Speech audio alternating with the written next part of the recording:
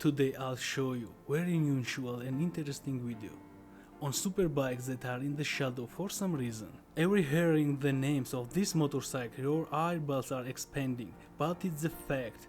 Nobody wants these motorcycles today. Do you know, I understand that.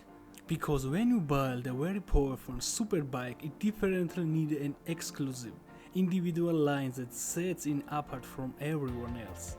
And what do we have? Nothing. Engines taken from other, more well-known brands, transmission and left alone design. Due to the usual design, no one buys a motorcycle, especially if it doesn't have the brand signature on it. It mostly appeals to superbikes. Some of them are mechanically very loaded.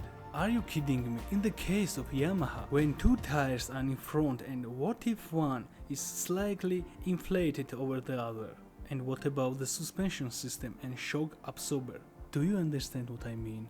Ladies and gentlemen, I'm Thomas and this is Moto News, and today I'll show you top 10 most unappreciated motorcycles. Trust me, this motorcycle really deserves attention. Enjoy!